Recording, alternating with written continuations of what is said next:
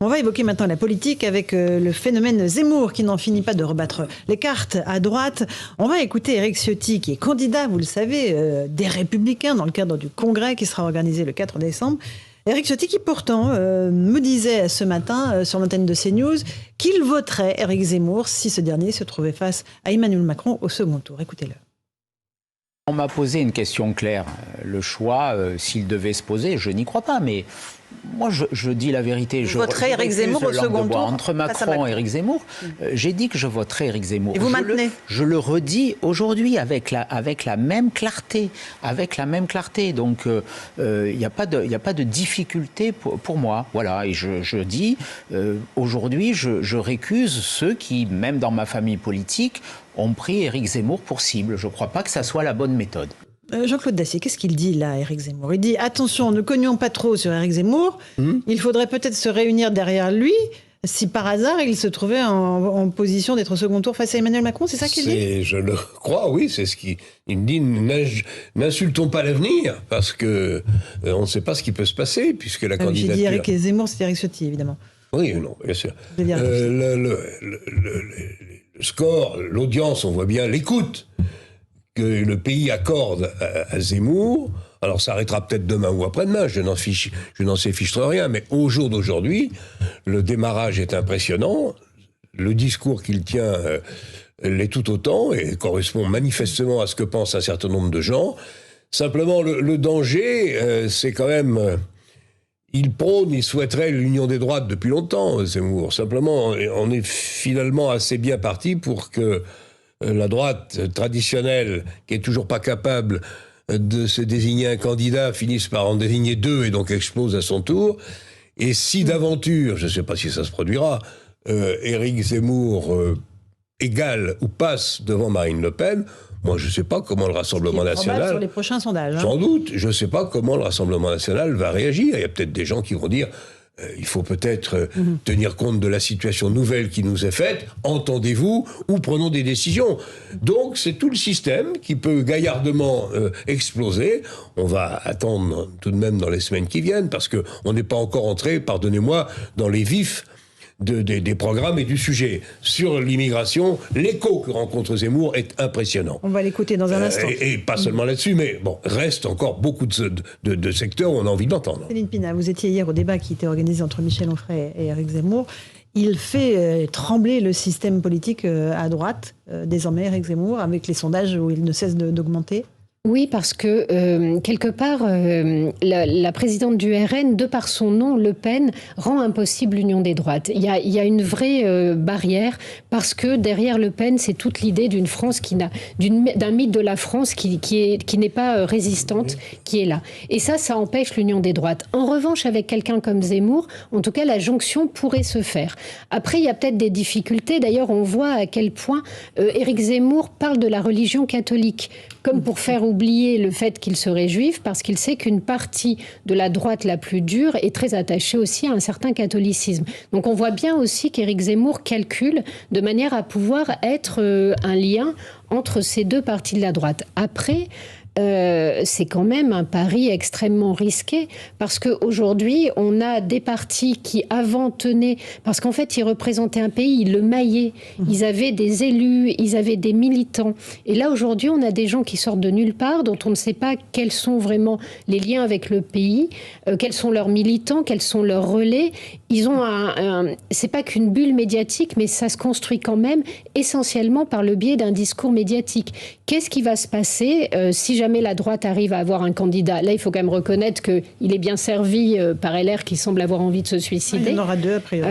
Mais la vérité, c'est... Pour l'instant, il suscite l'intérêt. Il le suscite essentiellement à travers son discours sur l'immigration. On ne connaît quand même pas vraiment ses forces réelles.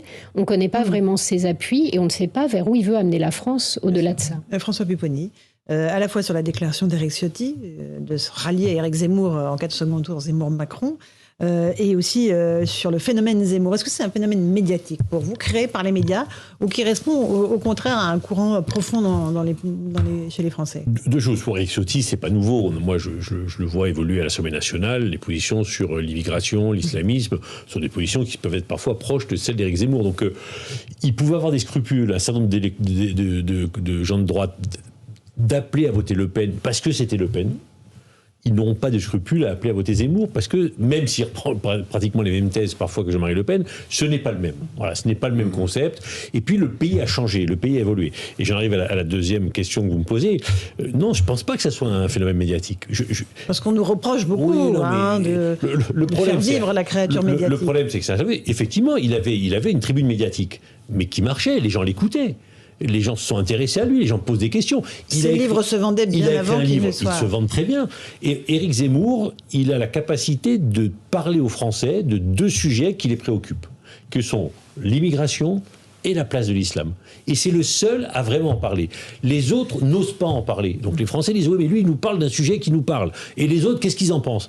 Et tant que les autres ne diront pas ce qu'ils pensent de ces deux sujets et comment ils veulent apporter des solutions, sur l'islam, par exemple, dire tout simplement que la grande majorité des Français de confession musulmane ne pose aucune difficulté, qu'il faut lutter contre l'islamisme et pas stigmatiser une religion, des candidats devraient le dire. Ils n'osent pas le dire. Sur l'immigration, de voir comment on va faire, comment on va lutter contre ce problème qui est une vraie difficulté pour les Français. Comme il n'y a que lui qui en parle, les gens ils disent... lui qui impose son agenda médiatique. Et puis lui dit, au moins, lui, il parle de sujets qui nous concernent. Les autres, non. Maître Golnadel, et après on écoutera Éric Zemmour. Écoutez... en ce qui concerne Éric Ciotti, il allie d'une certaine manière la franchise avec l'efficacité. Il est certain que j'ai du mal à percevoir les très grandes divergences entre Éric Ciotti et Éric Zemmour, très sincèrement. Alors, peut-être, effectivement, peut-être d'ailleurs sur les questions juives et israéliennes. Allez savoir. Mais en dehors de ça, et d'ailleurs la réflexion... de Céline Pina sur effectivement le fait que Zemmour regarde davantage du côté de la religion catholique pour faire peut-être oublier à une certaine partie de la droite, alors vraiment très à droite, sa judéité est sans doute vrai, et sans doute avéré. Catholique encore, même il y a un électorat catholique encore, même s'il est en baisse. Oui, il y a un électorat catholique, il y a peut-être aussi un électorat qui n'est pas spécialement philosémite. Donc de toute manière, mais et en même temps, Ciotti a bien compris que son parti est en train de se dynamiter complètement. Quand on voit, je ne sais plus quel type a dit, a traité Zemmour de virus. Ah, c'est La République En Marche. Vous trompez de parti. Alors, en tout cas, c'est La République En Marche qui a dit ça. Enfin, alors, donc, en tous les cas... brune, virus, microbe, c'est La République En Marche. En tous les cas, on est à peu près sur les mêmes registres du côté de Gérard Larcher, par exemple. C'est Jean-Marc Borrello. Voilà. Bon, donc, je veux dire, vraiment, par rapport au phénomène d'extrogir général la posture des Républicains est une posture suicidaire. Ils sont en train de s'aborder complètement le parti au profit de Zemmour, et peut-être n'enterrons pas trop vite le Rassemblement national, parce que, et je termine là-dessus, il a raison aussi, Penny, la France a changé. Les histoires polémistes d'extrême droite, racistes, etc., ça a explosé, ça n'impressionne plus personne, et croyez-moi, davantage aujourd'hui, l'extrême gauche est en difficulté sur ses propres positions par rapport à l'islamisme. Écoutez un extrait d'Éric Zemmour, hier, lors de cette conférence avec Michel Onfray, évoquait l'immigration et le fait que les banlieues sont désormais des concessions, pour reprendre ces termes. Nos banlieues aujourd'hui sont des concessions. C'est-à-dire qu'il y a une population étrangère qui a conquis ces territoires et à qui l'État français, par faiblesse, a accordé cette concession. Nous sommes en régime semi-colonial. C'est-à-dire que nous avons aujourd'hui, dans les banlieues, un système de concession. Et l'État ne veut pas le reconnaître, exactement comme la Chine à l'époque disait non, nous avons gardé notre souveraineté, etc. Je pense que c'est ça aujourd'hui. Donc il faut, c'est pour ça que je réponds à votre question sans répondre à votre question. Il faut que l'État reconquiert ces concessions qu'il a par sa faiblesse accordée. Jean-Claude Dacier, on a le sentiment qu'il va de plus en plus loin dans le registre lexical. C'est-à-dire que là, on parle de concessions, de régime semi-colonial. Je ne vois pas comment on peut comparer la situation de la Chine, qui a accordé des concessions à quelques grands pays occidentaux sous la contrainte. Néanmoins, bon, le mot est probablement inadapté, ou en tout cas un peu fort.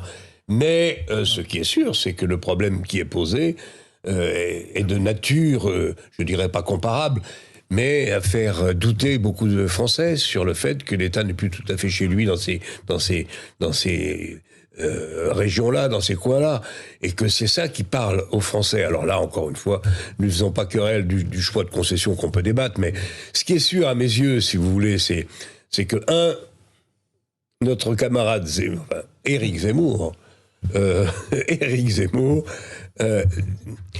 est entré en politique et il n'en sortira plus.